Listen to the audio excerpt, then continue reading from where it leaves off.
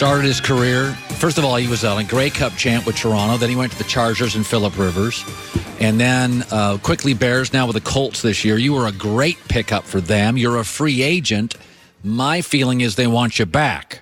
Hopefully. Yeah. Hopefully. Frank Reich and Andrew Luck are good guys to play with. They are phenomenal. You know, Andrew told me this weekend that, hey, I got to stop stroking Dontrelle's ego. Everybody knows now that I love him.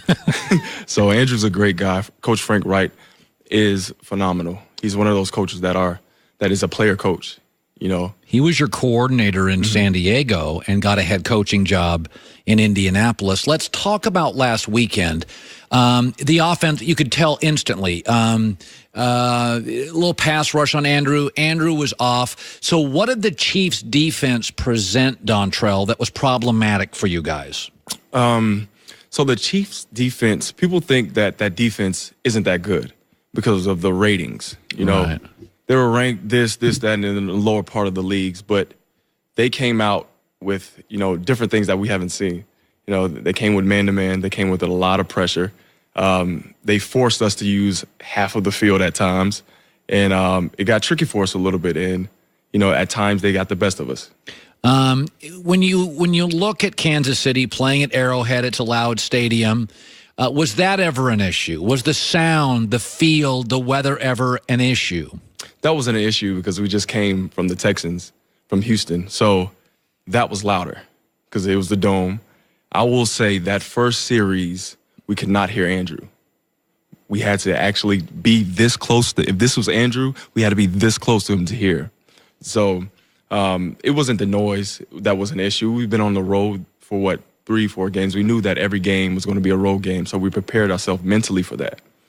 Have you faced the Patriots defense in your career with the Chargers, Colts? Have you ever faced a Belichick defense? I faced the Belichick defense when I was with the Chargers. Okay, Dontrelle, tell me what they create or the challenges they provide. So if you've watched Belichick for his whole tenure, you know that he's going to take the best player out the game.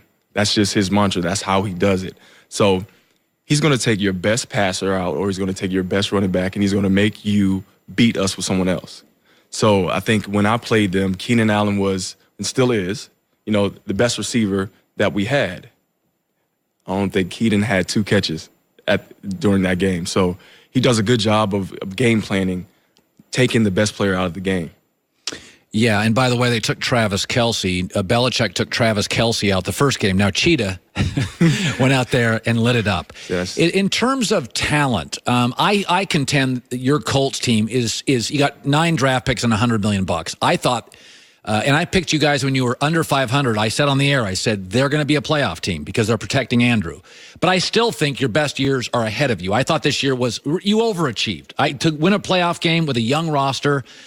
Kansas City's overall talent, when you were looking at film all week, I contend Kansas City's got better players than New England this year.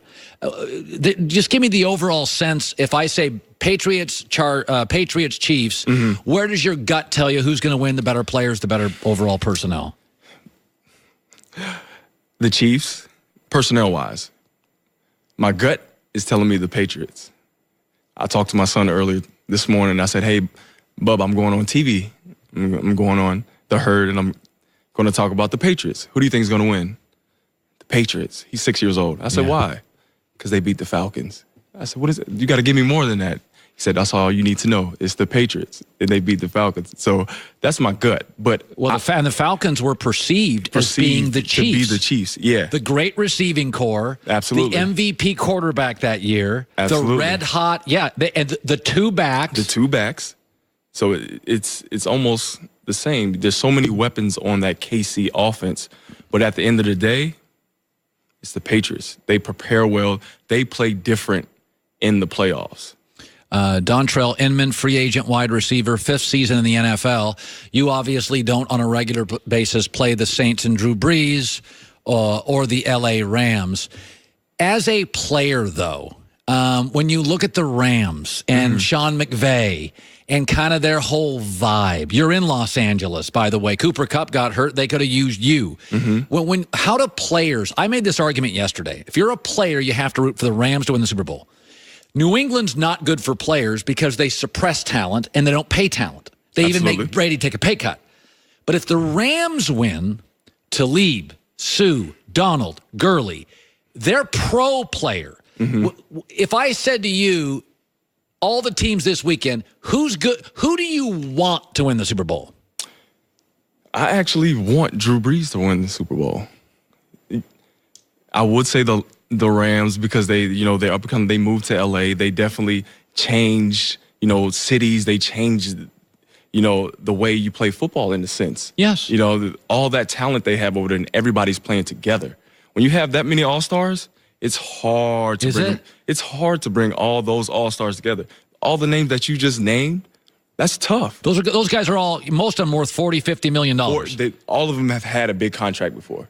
So for you, the Chiefs are a little interesting because whereas the Rams have some stars and the Patriots have some rich guys, Kansas City is kind of a roster full of guys who are just now making their names. Like you've been in a veteran locker room, a young locker room.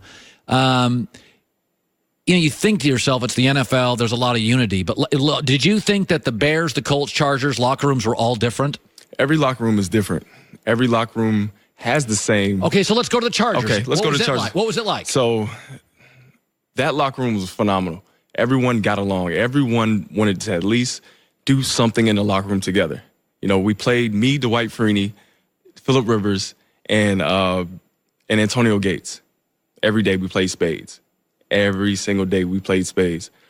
On Saturdays, spades. Bed check would be at 11. We'll be finishing our last hand at 11:01, playing spades. Then you go to Chicago. Chicago was a little different. It was a losing season. Everybody's trying to figure out, okay, we know coaches are about to be fired. Right. I need to solidify me. So that's the locker room you get when you're in that losing atmosphere. A little more selfish. Survival. The Colts locker room is different. It's different. Not a lot of stars. Not a lot of stars. Most humble quarterback in the league. There's not much to do in the city. The quarterback takes all the blame no matter what it is. He looks at, it's my fault. I need to do better. Even if he just had over 100 passer rating, I need to do better. And if you have that leadership at the head, it flows into the locker room. And that's exactly what happened this year. That's why I don't think they're going to go out and get a Le'Veon Bell or an Antonio Brown. They have the money to. They're one of like four teams. I don't think they'll do it. I don't think those guys fit within your locker room. I just don't. And, some teams are like, whatever it takes just to get the players in here. Some teams are like, I need to build a culture. The Patriots, culture. The Colts, culture. No, I really feel that. Sounds like you like playing there. Oh, I love playing there. I love playing there. I know I had a visit back in, was it April, when I became a free agent last year, and I sat down with Chris Ballard, the GM, and he says, you're getting a little older. I said, I'm almost 30. I'm not 30 yet, though. Yeah. I'm not 30 yet. So he said, well, I'm going to see what these young guys are about, and I'm going to keep in touch with you. I'm going to figure out, because I know Frank loves you. And he did. And yeah, he did. He definitely did. And I appreciate him for that. Yeah. Well, I hope you get re-signed by them. Absolute pleasure to have you on the show. Whether or not you sign, always welcome on our show. Oh, definitely. Thank you so much. Thank you for having me. The pride